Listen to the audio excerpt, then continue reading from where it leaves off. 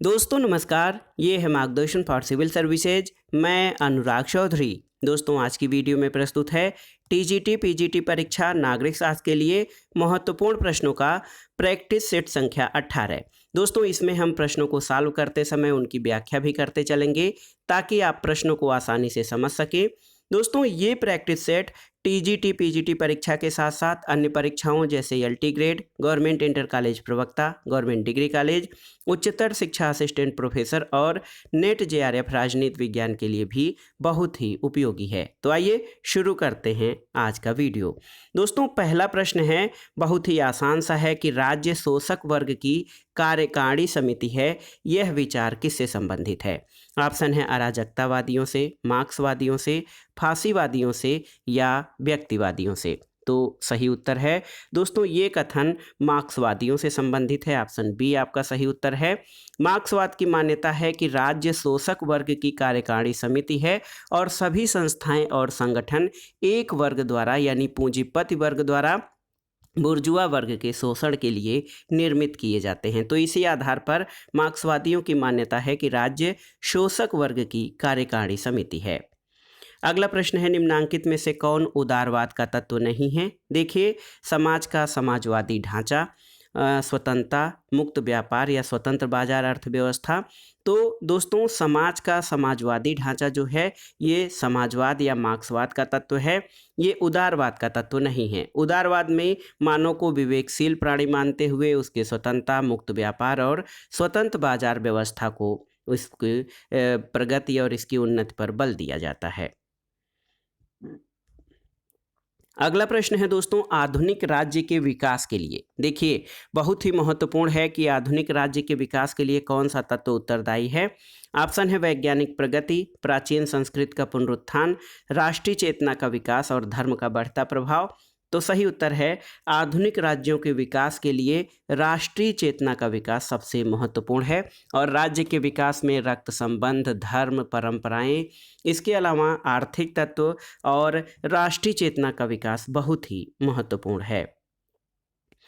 अगला प्रश्न है, निम्नलिखित में से कौन एक समाजवाद की विशेषता है। देखिए, वर्ग चरित्र, खुले बाजार की अर्थव्यवस्था, सार्वजनिक नियंत्रण और स्वामित्व या फिर दास प्रथा का समाज। तो सही उत्तर है सार्वजनिक नियंत्रण और स्वामित्व। तो ये आपका समाजवाद की विशेषता है।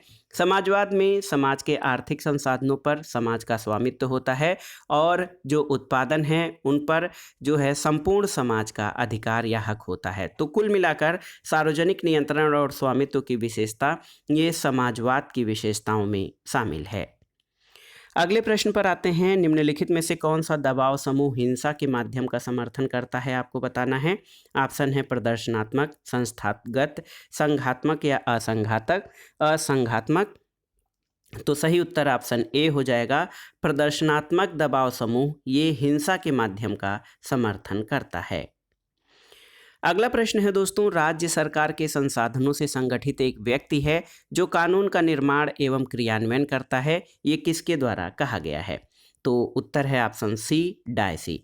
दोस्तों ये कथन डायसी का है। डायसी को राज्य को एक कानूनी व्यक्ति मानते हैं जिसका कार्य कानूनों का निर्माण, प्रवर्तन और व्यक्ति के कानूनी अधिकारों का संरक्षण करना है। तो इसी आधार पर डायसी का ये कथन है कि राज्य सरकार के संसाधनों से संगठित एक व्यक्ति है जो कानून का निर्माण और क्रियान्वयन करता है।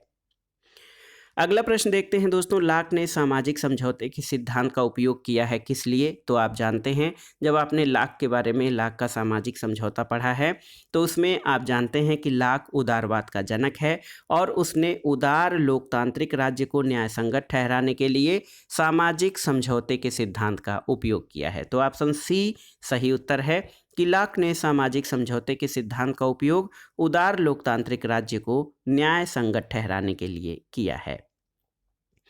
अगला प्रश्न है, सिटीजनशिप एंड सोशल क्लास। ये बहुत ही महत्वपूर्ण प्रश्न है। नागरिकता और सामाजिक वर्ग, हिंदी में अगर जो इस पुस्तक को देखा जाए तो सिटीजनशिप एंड सोशल क्लास नामक पुस्तक के लेखक कौन है। तो सही उत्तर है टी.एच. मार्शल। देखिए दोस्तों, citizenship and social class TH. Marshall की बुक है। अगला प्रश्न है, निम्नांकित में से कौन नव उदारवादी विचारक है। J.S. मिल, रूसो, सैमुअल हंटिंगटन और सैमुअल इस्माइल। तो इसमें आप देख सकते हैं 9 उदारवादी विचारकों में सैमुअल इस्माइल प्रमुख हैं। अगर जो हम सैमुअल हंटिंगटन के बारे में देखते हैं तो सैमुअल हंटिंगटन दोस्तों अमेरिकी राजनीति वैज्ञानिक हैं और इनकी 2 महत्वपूर्ण पुस्तकें क्लैश ऑफ सिविलाइजेशन यानी सभ्यताओं का टकराव और द थर्ड वेव है। तो याद रखिएगा, सैमुअल इस्माइल 9 उदारवादी विचारक हैं, सैमुअल हंटिंगटन एक अमेरिकी राजनीतिक विचारक हैं जिनकी महत्वपूर्ण पुस्तकें क्लैश ऑफ सिविलाइजेशन और द थर्ड वेव हैं। अगला प्रश्न है दोस्तों, लोकतंत्र स्वतंत्रता का विरोधी है, ये कथन किसका है? तो उत्तर है लेकी। लेकी दोस्तों लोकतंत्र को स्वतंत्रता का विरोधी मानते हैं। अगला प्रश्न है, परिचर्चा करने वाला व्यक्ति होता है कैसा? तो उत्तर है परिचर्चा करने वाला व्यक्ति तार्किक और नैतिक होता है। तो याद रखिएगा, परिचर्चा करने वाला व्यक्ति तार्किक और नैतिक होता है। अगला प्रश्न है कि अधिकार व्यक्ति की वह मांग और दावे हैं जिन्हें समाज द्वारा स्वीकृति और राज्य द्वारा संरक्षण प्राप्त होता है, ये कथन किसका है? तो ऑप्शन है आपके ग्रीन, लास्की, रूसो और मिल। दोस्तों अधिकार के संबंध में कई विचारकों ने अपनी अपनी परिभाषाएं दी हैं। बारकर कहते हैं कि अधिकार व्यक्ति की क्षमताओं के अधिकतम संभव विकास के लिए आवश्यक बाध्यताएं हैं। वहीं बोशांके का मानना है कि अधिकार वह मांग है जिसे समाज स्वीकार करता है और राज्य लागू करता है। अधिकारों के संबंध में लास्की ने बहुत विस्तार से लिखा है। लास्की का कहना है कि अधिकार सामाजिक जीवन की वे परिस्थितियां हैं जिसके अभाव में सामान्यतः कोई भी व्यक्ति अपने व्यक्तित्व का विकास नहीं कर सकता है। या फिर लास्की यही कहते हैं कि अधिकार मानव जीवन की ऐसी परिस्थितियां हैं जिनके बिना कोई व्यक्ति अपने व्यक्तित्व का पूर्ण विकास नहीं कर सकता है। तो ग्रीन दोस्तों, टी.एच. ग्रीन एक आदर्शवादी विचारक हैं। वो कहते हैं कि अधिकार उस शक्ति का नाम है जिसके द्वारा किसी मनुष्य का मनुष्यों के समुदाय के कार्यों को समाज के बल पर प्रभावित किया जा सकता है और जिसका प्रयोग सामान्य हित के लिए आवश्यक होने के कारण समाज द्वारा स्वीकृत हो। तो यहाँ पर देखिए, जिसको समाज की स्वीकृति और राज्य संरक्षण प्राप्त हो, ये कथन ग्रीन का है। तो याद रखिएगा दोस्तों, अधिकार उस शक्ति का नाम है। तो अधिकार व्यक्ति की वह मांग और दावे हैं, जो पहली लाइन है ये थोड़ी कंफ्यूजिंग है। ग्रीन का कहना है कि अधिकार उस शक्ति का नाम है जिसके द्वारा किसी मनुष्यों के समुदाय के कार्यों को समाज के बल पर प्रभावित किया जा सकता है और जिसका प्रयोग सामान्य हित के लिए आवश्यक होने के कारण समाज द्वारा स्वीकृत हो। अगला प्रश्न है, मार्क्स द्वारा पूंजी को क्या कहा गया है? तो सही उत्तर है, मार्क्स द्वारा पूंजी को संगठित श्रम की संज्ञा दी गई है। अगला प्रश्न है दोस्तों, आलोचनात्मक सिद्धांत का विकास किसके द्वारा किया गया है? आपको बताना है। Liberal school, Frankfurt school, behaviouralist school या मॉडर्न? तो सही उत्तर है, आलोचनात्मक सिद्धांत का विकास फ्रैंकफर्ट स्कूल के द्वारा किया गया है। अगला प्रश्न है कि वह प्रथम मार्क्सवादी विचारक जिसने सैन्य शक्ति पर बल दिया है? तो लेनिन, स्टालिन, माओ सेतुंग या मुसोलिनी? तो सही उत्तर है दोस्तों, वो मार्क्सवादी विचारक पूछ रहा है तो ये माओ सेतुंग या माओ है जिसने सैन्य शक्ति पर बल दिया था। और माओ का प्रसिद्ध कथन है कि शक्ति या सत्ता बंदूक की नली से निकलती है। अगला प्रश्न है दोस्तों, जो जैसा चयन करे जिसका जैसा चयन हो यही न्याय है, ये कथन किसका है? तो ये कथन रॉबर्ट नाजिक का है। वो कहते हैं कि जो जैसा चयन करे जिसका जैसा चयन हो यही न्याय है। अगला प्रश्न एक महत्वपूर्ण पुस्तक है, आप जानते हैं, द ओरिजिन ऑफ टोटलिटेरियनिज्म यानी सर्वाधिकारवाद की उत्पत्ति। ये पुस्तक किसकी रचना है? तो सही उत्तर है हन्ना आरेंट। हन्ना आरेंट महिला लेखिका हैं जिन्होंने द ओरिजिन ऑफ टोटलिटेरियनिज्म नामक पुस्तक लिखी है। अब आइए दोस्तों अगले प्रश्न पर आते हैं। अगला प्रश्न है, भारतीय संविधान और राज्य व्यवस्था से कि निम्नलिखित में से संविधान के किस संशोधन द्वारा स्पष्ट रूप से ये बताया गया कि भारत का राष्ट्रपति मंत्रिपरिषद द्वारा दिए गए परामर्श को मानने के लिए बाध्य है? ऑप्शन है 25वां, 38वां, 44वां या 45वां? तो सही उत्तर 44वां संविधान संशोधन 1978। इसके द्वारा ये बताया गया कि भारत का राष्ट्रपति मंत्रिपरिषद द्वारा दिए गए परामर्श को मानने के लिए बाध्य है। अगला प्रश्न है दोस्तों, बहुलवादी पक्ष में है देखिए, राज्य को समाप्त करने के, राज्य विहीन समाज के, राज्य की शक्तियों को कम करने के और राज्य की शक्तियों को बढ़ाने के। तो दोस्तों, बहुलवादी जो हैं वो राज्य की शक्तियों को कम करने के पक्ष में हैं, जो कहते हैं कि राज्य जो है सर्वोच्च समुदाय नहीं बल्कि अन्य समुदायों की तरह एक समुदाय है। और बहुलवादी जो हैं संप्रभुता के जो एकलवादी सिद्धांत हैं उनके प्रतिक्रिया स्वरूप इनका विचार आया और ये राज्य की शक्तियों को कम करने के पक्ष में हैं। अगला प्रश्न है, यूनेस्को का मुख्यालय कहाँ पर है? तो ये पेरिस में है। भारत का राष्ट्रीय ध्वज संविधान सभा ने कब स्वीकार किया था? तो याद रखिएगा, तिथि है 22 जुलाई 1947 को। दोस्तों, भारत का राष्ट्रीय ध्वज दो तिरंगा है, संविधान सभा ने स्वीकार किया था। अगला प्रश्न है, निम्नांकित में से कौन एक उदारवाद की मूल मान्यता नहीं है? ऑप्शन देखिए, अधिकारों की प्राप्ति राज्य में ही संभव है, राज्य एक मानव निर्मित संस्था है, व्यक्ति साध्य है और राज्य साधन है, और राज्य की सत्ता का आधार व्यक्ति की सहमति है। तो दोस्तों, कथन एक को छोड़कर तीनों कथन उदारवाद की मूल मान्यताओं से संबंधित हैं। अधिकारों की प्राप्ति राज्य में ही संभव है, ये उदारवाद की मान्यता नहीं है। अगला प्रश्न है दोस्तों, बाह्य संप्रभुता के सिद्धांत को किसके द्वारा विकसित किया गया है? आपको बताना है। जॉन ऑस्टिन, बेंथम, ओपेनहाइम या ग्रोसियस? तो सही उत्तर है ह्यूगो ग्रोसियस। याद रखिएगा, बाह्य संप्रभुता के सिद्धांत का प्रतिपादन ह्यूगो ग्रोसियस के द्वारा किया गया है। अगला प्रश्न है दोस्तों, सही कथन चुनिए, आपसे हम पूछा गया है। अवशेष या अवशिष्ट शक्तियां भारत में राज्यों के पास और अमेरिका में केंद्र के पास हैं। सही नहीं है। अमेरिका में 3 तरह की विधायी शक्तियां होती हैं, जबकि भारत में केवल एक प्रकार की शक्ति का निरूपण है। ये भी सही नहीं है। भारत और अमेरिका दोनों में अवशेष शक्तियां केंद्र के पास हैं, तो ये भी सही नहीं है। सही कथन ये है कि अवशिष्ट शक्तियां जो हैं वो भारत में केंद्र के पास और अमेरिका में राज्यों के पास हैं, तो ये कथन आपका सही है। तो अवशिष्ट शक्तियां दोस्तों भारत में केंद्र के पास हैं और अमेरिका में राज्यों के पास हैं। अगला प्रश्न है, भारतीय संविधान की 11वीं अनुसूची में उल्लिखित ग्रामीण स्थानीय निकायों के निर्दिष्ट विषयों की संख्या कितनी है? 15, 29, 19 या 20? तो सही उत्तर है 29 विषय। देखिए, 11वीं अनुसूची में जो ग्रामीण स्थानीय निकायों के लिए निर्दिष्ट विषय हैं उनकी संख्या 29 है। अगला प्रश्न है, निम्नलिखित में से कौन से एक वक्तव्य से बाल गंगाधर तिलक संबंधित नहीं है? पहला है कि वह नरमपंथियों के उद्देश्य और तरीकों से प्रसन्न थे। ये सही नहीं है। वह नरमपंथियों के उद्देश्यों और तरीकों से प्रसन्न नहीं थे।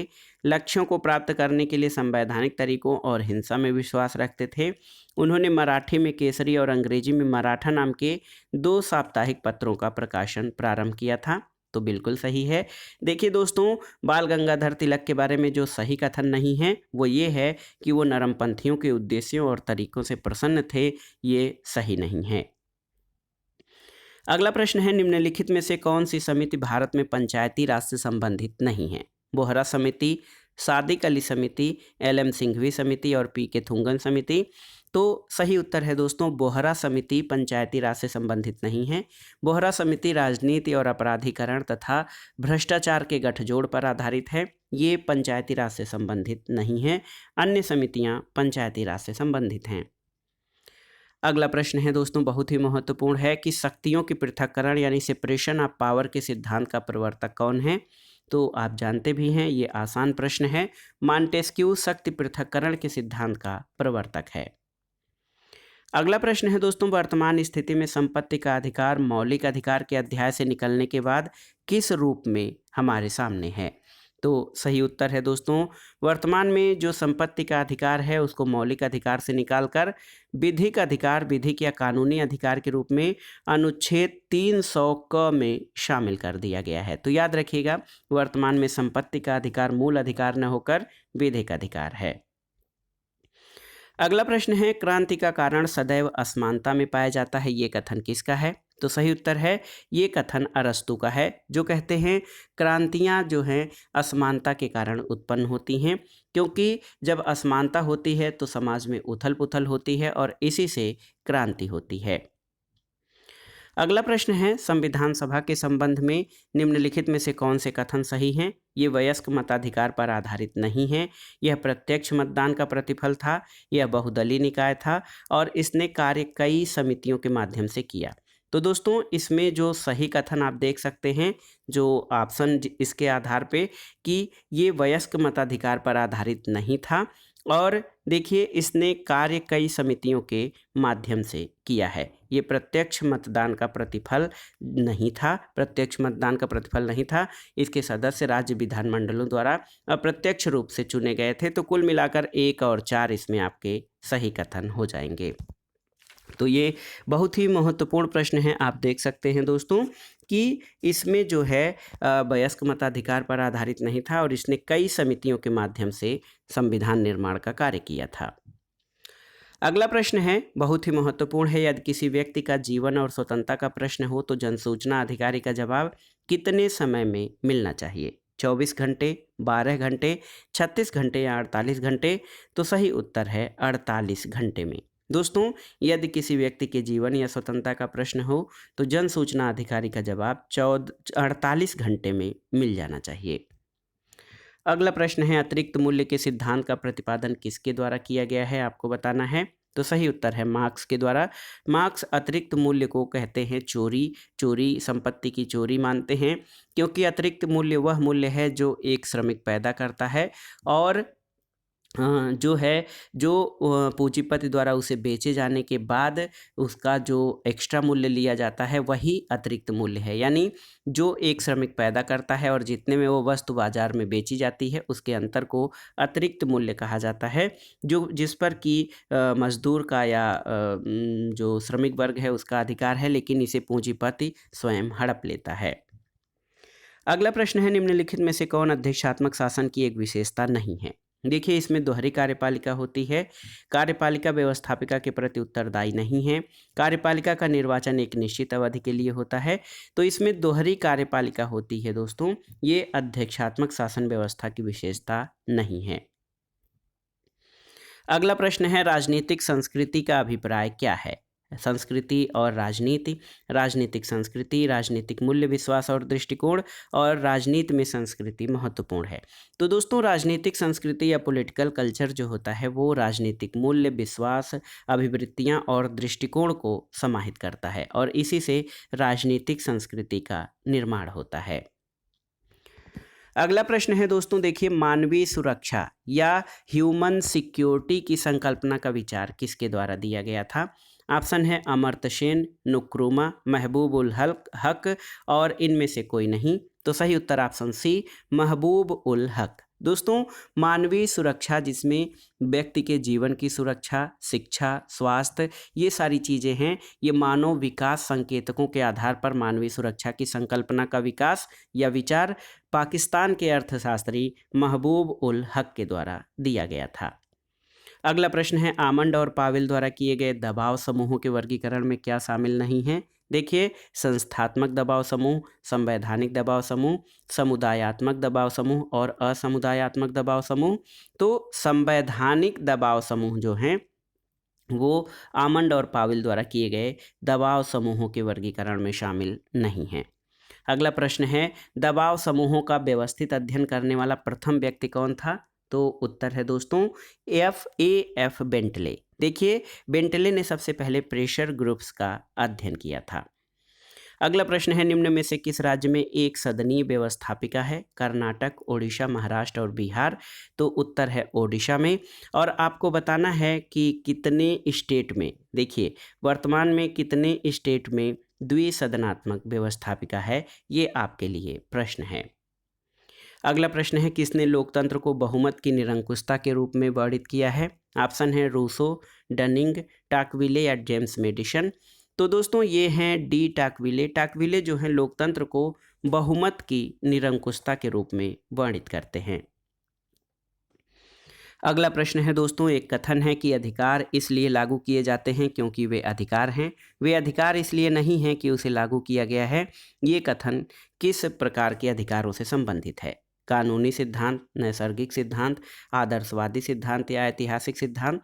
तो दोस्तों ये कानूनों के नैसर्गिक अधिकारों के नैसर्गिक सिद्धांत से संबंधित हैं कि अधिकार इसलिए लागू किए जाते हैं क्योंकि वे अधिकार हैं, वे अधिकार इसलिए नहीं हैं कि उसे लागू किया गया है।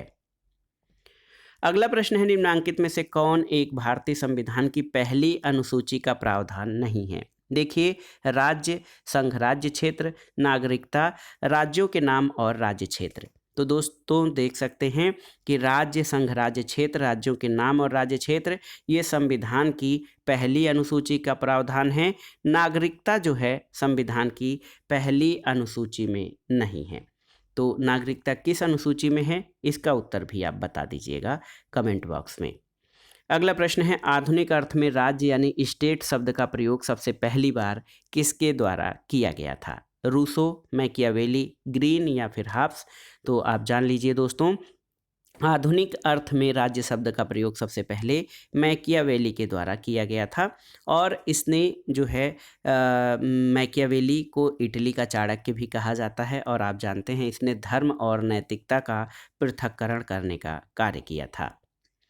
अगला प्रश्न है, निम्नलिखित में से कौन सा लेखक भूभाग को राज्य का एक आवश्यक तत्व नहीं मानता है? ऑप्शन है अरस्तु, हाब्स, सीले या लास्की। तो सही उत्तर है सीले। आप जानते हैं कि राज्य के 4 आवश्यक तत्व हैं, जनसंख्या, भूभाग, सरकार और संप्रभुता, लेकिन सीले एक विचारक हैं, वो भूभाग को राज्य का आवश्यक तत्व नहीं मानते हैं। अगला प्रश्न है, निम्न में राज्य का कौन सबसे महत्वपूर्ण तत्व है? क्षेत्र, जनसंख्या, सरकार और संप्रभुता। तो दोस्तों संप्रभुता राज्य का आवश्यक तत्व और उसके जीवन प्राण कहे जाते हैं क्योंकि संप्रभुता के अभाव में कोई राज्य नहीं रह सकता है। अगला प्रश्न है कि कौन विश्वास करता था कि राज्य सदैव ही एक दमनकारी संस्था होती है, ये कभी प्रजातांत्रिक संस्था नहीं हो सकती है? तो ऐसी मान्यता दोस्तों मार्क्स का है और मार्क्सवादी विचारक यही मानते हैं कि राज्य एक दमनकारी संस्था होती है। अगला प्रश्न है दोस्तों, जन संप्रभुता या पीपुल्स सॉवरनिटी का विचार, इस अवधारणा का प्रतिपादन किसके द्वारा किया गया था? जे.एस. मिल, रूसो, लाक या हाब्स द्वारा? तो सही उत्तर है रूसो के द्वारा। दोस्तों जन संप्रभुता की अवधारणा का प्रतिपादन रूसो के द्वारा किया गया था।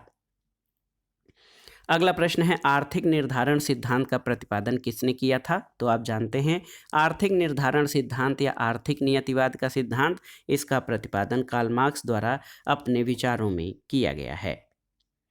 अगला प्रश्न है, किसने सामाजिक समझौता की अवधारणा को निरंकुश संप्रभुता के सिद्धांत से जोड़ा था?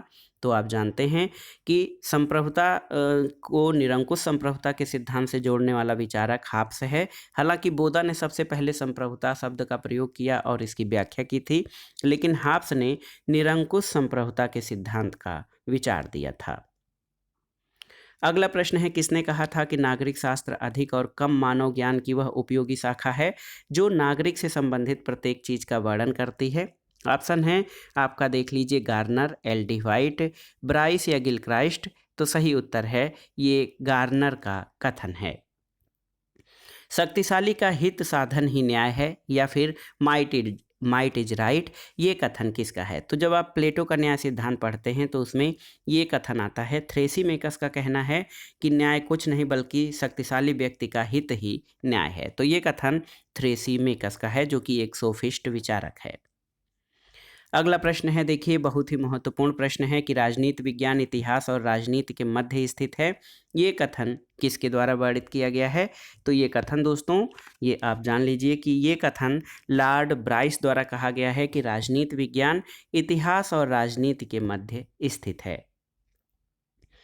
अगला प्रश्न है दोस्तों, समानता से संबंधित है कि समानता का अर्थ ये है कि सभी व्यक्तियों के लिए पर्याप्त अवसर प्राप्त होने चाहिए, ये विचार किसका है? आइवर जेनिंग्स, डायसी, लास्की या मैकाइवर? तो सही उत्तर है लास्की।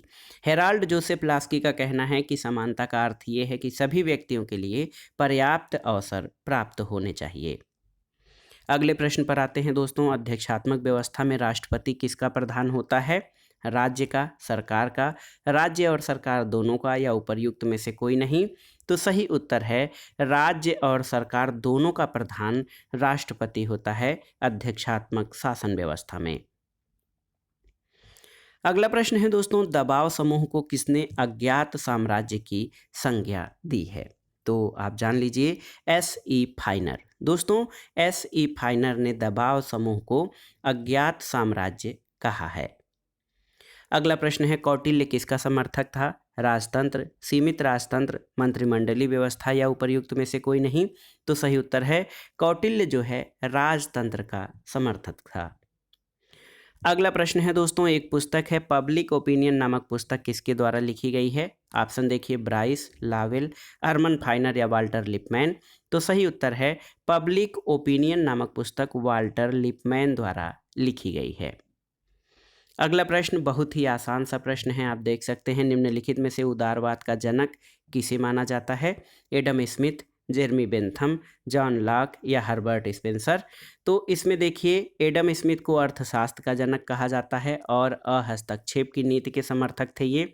जेरमी बेंथम को उपयोगितावाद का जनक कहा जाता है। जॉन लॉक उदारवाद के जनक हैं, जो कि प्रश्न में पूछा गया है।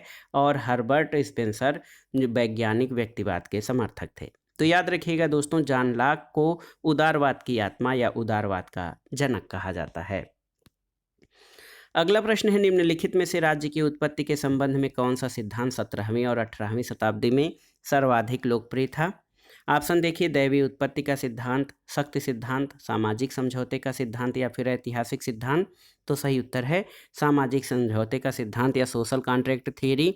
ये 17वीं और 18वीं शताब्दी में सर्वाधिक लोकप्रिय था और इसके प्रमुख विचारकों में हाब्स, लॉक और रूसो हैं। अगला प्रश्न है दोस्तों, अध्यक्षात्मक शासन प्रणाली की मुख्य विशेषता क्या होती है? देखिए, कार्यपालिका का अध्यक्ष राष्ट्रपति होता है, सही है। राष्ट्रपति अपने मंत्रिपरिषद की नियुक्ति स्वयं करता है, सही है। राष्ट्रपति व्यवस्थापिका का विघटन नहीं कर सकता है, सही है। उपर्युक्त सभी। तो दोस्तों, अध्यक्षात्मक शासन प्रणाली की मुख्य विशेषताएं ये सभी हैं। अगला प्रश्न है, कानून का सर्वाधिक स्वीकृत सिद्धांत कौन सा है? आपको बताना है। ऐतिहासिक, आदेशात्मक, प्राकृतिक सिद्धांत या समाजशास्त्री सिद्धांत। तो सही उत्तर है कानून का आदेशात्मक सिद्धांत सर्वाधिक स्वीकृत सिद्धांत है। ऑप्शन बी आपका सही उत्तर है। तो दोस्तों, ये था आज का वीडियो। इसमें आपने टीजीटी पीजीटी परीक्षा नागरिक शास्त्र के लिए महत्वपूर्ण प्रश्नों का प्रैक्टिस सेट सॉल्व किया। ये प्रश्न आपके आगामी अन्य परीक्षाओं जैसे एलटी ग्रेड, जीआईसी प्रवक्ता, गवर्नमेंट डिग्री कॉलेज, उच्चतर शिक्षा असिस्टेंट प्रोफेसर, केंद्रीय विद्यालय संगठन और नेट जेआरएफ राजनीति विज्ञान के लिए बहुत ही उपयोगी और महत्वपूर्ण हैं। आप इन प्रश्नों को तैयार कर लीजिएगा। वीडियो आपको कैसा लगा हमें कमेंट बॉक्स में ज़रूर बताइएगा। वीडियो को लाइक करें, शेयर करें और इस चैनल मार्गदर्शन फॉर सिविल सर्विसेज को सब्सक्राइब करें। वीडियो देखने के लिए धन्यवाद दोस्तों। नमस्कार।